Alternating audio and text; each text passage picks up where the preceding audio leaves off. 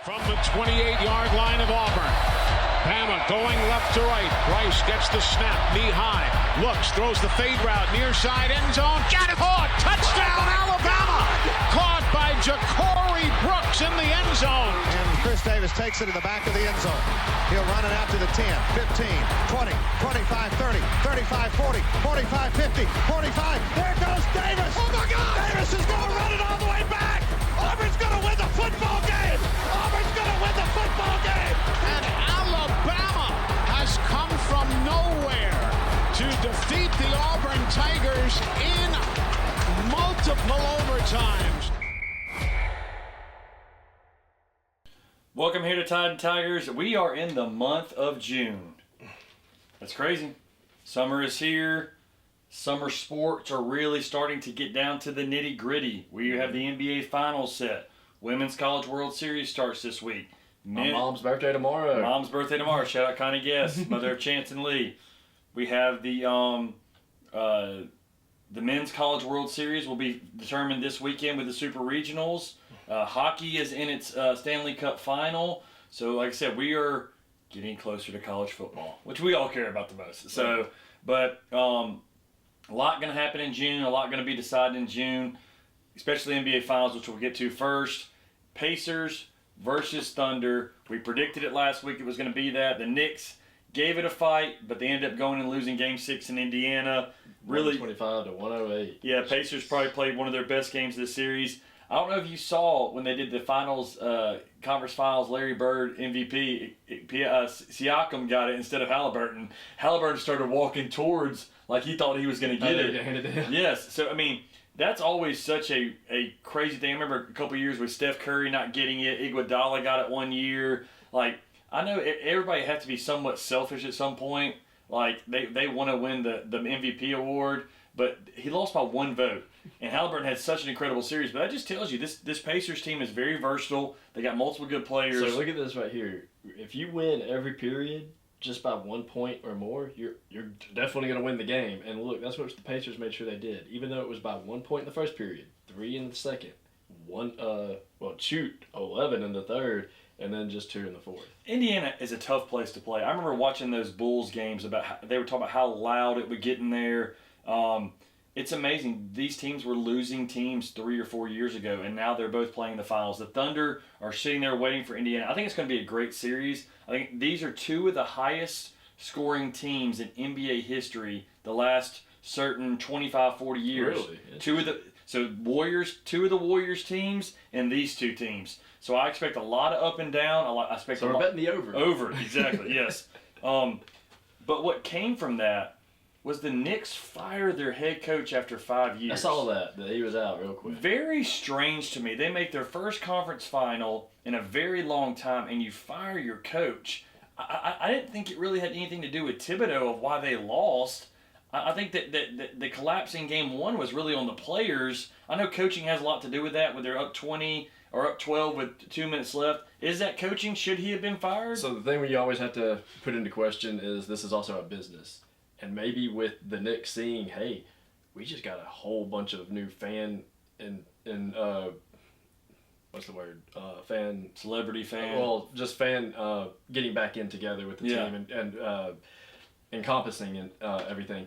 I think this might have been a thing of, hey, maybe we can go get one of the best coaches in the league. Okay. Now that they're seeing what the Knicks and the fan base and the team can bring. Yeah. Maybe we can go get one of those top coaches and bring him here. Well, Thibodeau's never won the big one, so he's never gotten to the point where he's won a championship.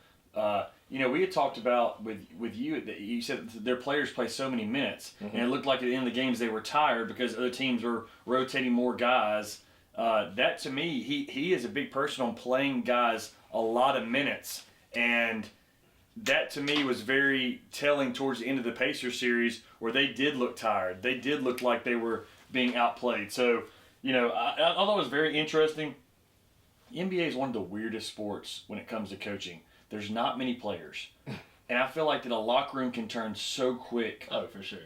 Where a football or a baseball or these sports with a lot of players, like You're just not going to have that. Like NBA, you get 3 guys, 4 guys against you. That's almost half the team. Well, in the NBA or any other basketball organization, you've only got 3 coaches usually. Yeah. You got the head coach, the assistant coach, and one other. And you got guys that do filming, but they're really not anything. Yeah. But football, you have a tier. So you have the A lot more guys to fire before you. Yeah, the players, you have the coaches for those position specifics, then you have the coordinators, then you have the head coach. Yeah. So you can always point fingers and point blame a little bit, or Yeah. you can have other people take account. Yeah. But it's hard to just have an entire room or a locker room come against one head coach in football. In basketball, easier. Yeah, and you can, like I said, I lose a lot. I mean, the Malone for the Nuggets, they won the championship a couple years ago, and he's out as the Nuggets coach. You can just lose a locker room so quick with 4 or 5 guys, and we've always talked about NBA is one of those sports where 1, sometimes 2 players is all you need to really succeed, and if those 2 guys are against you, you're toast. Oh, yeah. So, and we've seen that a lot in the past. So, crazy NBA ended up, but we got the finals. It'll start tomorrow night. Excited to see. I think I'm going with the Thunder. And this one, I want to go with Pacers. So we're against each other. We'll see how that goes. Maybe we'll towards the end of the series we may get a little a personal bet going on between us. But on to baseball. Was this the worst weekend in the SEC baseball history? 13 teams make this regional. And only 4 continue. 4 continue. Vandy out. Florida out. Texas out. Some of these teams were like 1 or 2. Vandy was number 1 overall. I mean, I was absolutely shocked of what happened this weekend. And I think you would probably say the same thing. Yeah, we'll have to go back and look at my quick picks and stuff that I did. But I know I said Vandy was supposed to win. I think pretty sure on that one. Well, I know you had like Auburn to win. I know you had North Carolina. I think you had LSU. I think you had Tennessee. So there's at least 4 of the 8 you got. I want to say you had Florida State too. So that's 5. Which I picked them tonight too, so yeah. But just absolutely, I think devastating for the SEC. And O'Sullivan for Florida has the blow up. I don't know if you saw about that. So they moved the game time an hour later to give the other team a little bit more rest. Because they had to travel across the... No, because they played another game. And so they gave him an extra hour, and he was already set and ready to go.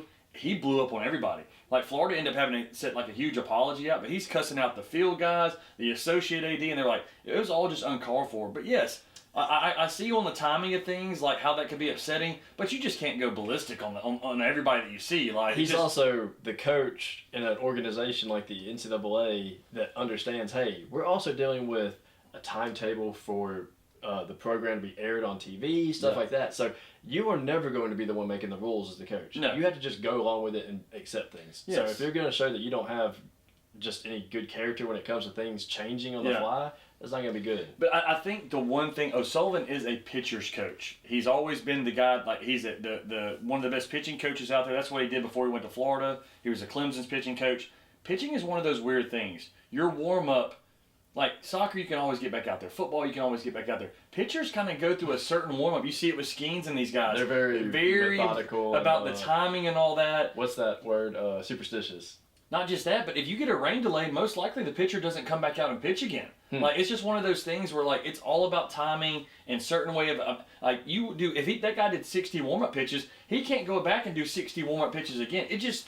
So then this would bring me to the argument and debate that's always been said, who's the better athlete or more of an athlete? Well, if a football player has to just be called when a player gets injured and you come in, no matter what, no questions asked, I feel like that's more of a, you're on your toes, you got to do it when it's called upon you, than, hold on, give me that 30 minutes of prep time, then I'll come in and save the game.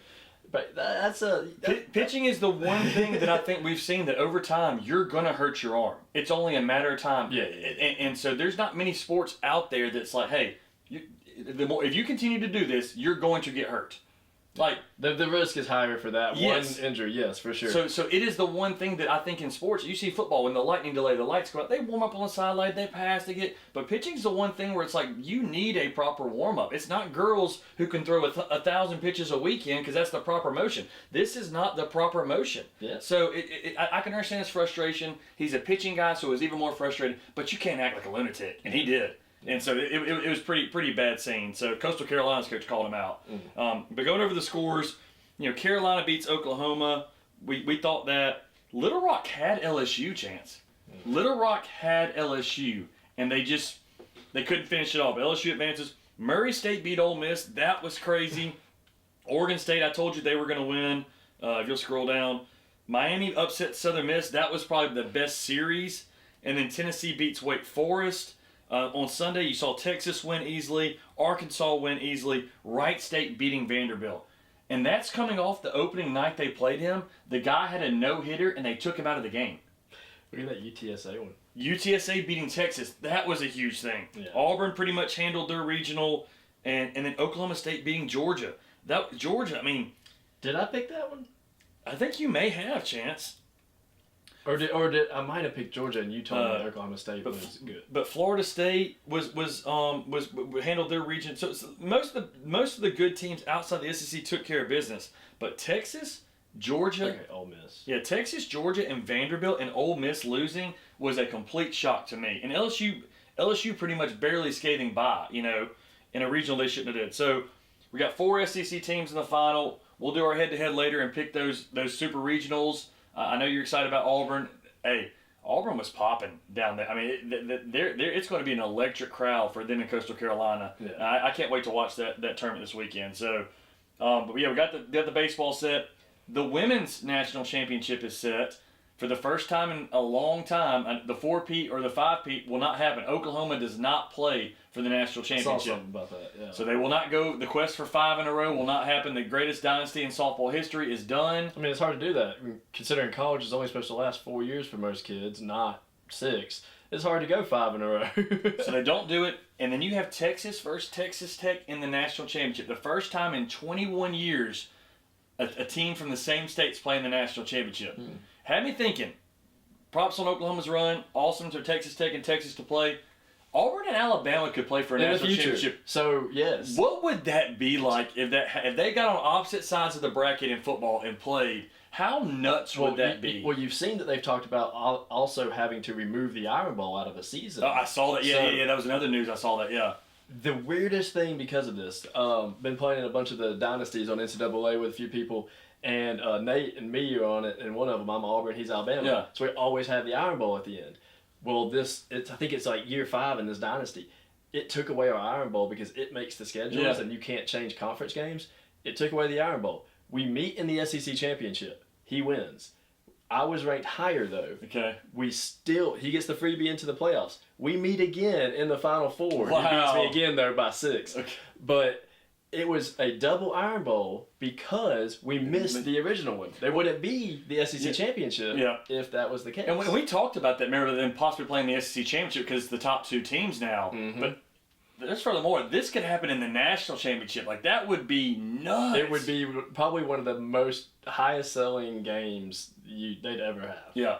Like, it would be insane. We're going to see something like that with the new format, and it'll be, whether it's, we saw Florida State played in 96 for a national championship. That was pretty crazy. They actually played twice in the same season.